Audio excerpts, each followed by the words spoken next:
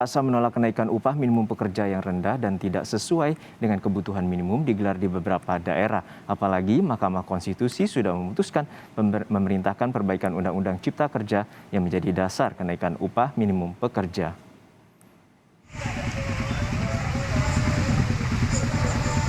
Ratusan buruh di Cimahi, Jawa Barat berunjuk rasa menolak penentuan UMK tahun 2022 Kamis lalu. Sesuai PP 36 tahun 2022, maka kenaikan UMK hanya 0,94%. Dengan pertimbangan kebutuhan hidup di masa pandemi COVID-19, Pemkot Cimahi telah merekomendasikan UMK 2022 naik sebesar 8% atau sekitar Rp200.000. Namun pada akhirnya, yang berhak memutuskan adalah pemerintah Provinsi Jawa Barat. 8% berarti sekitar ya mungkin 200-an sekian. Sama dengan Bandung Raya lah ini. Bandung Raya ya imbang-imbang macam-macam ini. Ada yang 7%, ada yang 10%, ada yang 8,5%. Nah, macam-macam itu tergantung nanti diolahnya di provinsi. Ya pertimbangannya ya dengan kebutuhan kehidupan sehari-hari, tapi kita juga harus melihat juga perusahaan kan harus jalan juga. Ya, perusahaan juga harus jalan. Masyarakat juga terpenuhi ekonominya di tengah pandemi COVID-19 ini.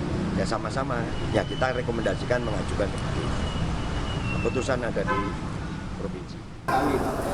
Sementara itu di Jakarta, Wakil Gubernur DKI Jakarta Ahmad Riza Patria merespon tuntutan buruh yang meminta UMP DKI Jakarta naik 5% di tahun 2022. Wagub memastikan Pemprov DKI akan melakukan perbaikan UMP 2022 dari yang diputuskan sebelumnya.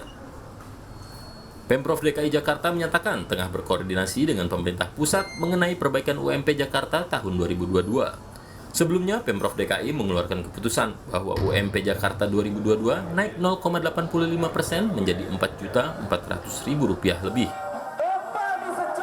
Namun, kenaikan ini ditentang oleh buruh yang meminta UMP Jakarta naik 5%. Ya memang ketentuan UMP sudah diatur oleh pemerintah pusat.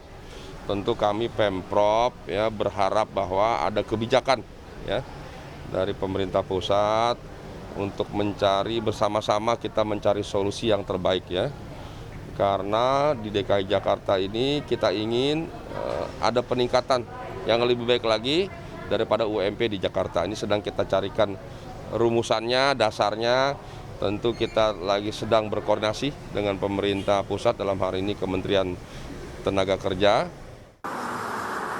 Putusan Mahkamah Konstitusi soal perbaikan Undang-Undang Cipta Kerja menurut Gerakan Pekerja juga menjadi dasar harus dilakukannya revisi kenaikan upah minimum pekerja yang saat ini sangat rendah. Soal putusan Mahkamah Konstitusi tentang perbaikan UU Cipta Kerja, Kepala Staf Kepresidenan Muldoko menyatakan pemerintah akan segera mengambil langkah cepat untuk segera memperbaiki Undang-Undang Cipta Kerja pasca putusan MK. Turunannya akan berlaku atau tidak nanti pasti akan dikonsolidasikan. Ya, akan dikonsolidasikan untuk diharmonisasi lagi di mana letak kira-kira letak kelemahannya gitu. Sementara dari gedung parlemen, anggota Komisi 3 DPR Hinca Panjaitan menyebut putusan MK sebagai teguran keras ke pemerintah dan DPR. Hinca menambahkan, DPR harus merevisi dan menjadikan UU Cipta Kerja menjadi UU yang mewakili aspirasi masyarakat. 2 tahun ini menurut saya cukuplah. Pengalaman kita yang kemarin itu mengajarkan 2 tahun ini cukup, sosialisasinya harus cukup, substansinya, diskusinya juga cukup, supaya betul-betul bermanfaat. Karena kalau tidak sia-sia lagi. Sementara itu, Gerakan Buruh Bersama Rakyat atau Gebrak menilai keputusan MK ini harusnya menjadi dasar bagi dibatalkannya penetapan upah minimum provinsi oleh pemerintah daerah. Ini berkaitan dengan persoalan perjuangan upah yang dilakukan oleh kaum buruh, di mana pemerintah membuat gitu ya kenaikan upah itu berdasarkan Undang-Undang Cipta Kerja, terus kemudian juga turunannya ada PP 36 dan termasuk surat edaran. Putusan sidang uji formil Mahkamah Konstitusi menyatakan Undang-Undang Cipta Kerja inkonstitusional bersyarat.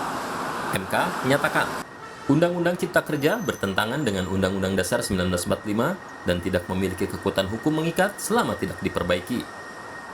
Sepanjang tidak dimaknai, tidak dilakukan perbaikan dalam waktu 2 tahun sejak putusan ini diucapkan.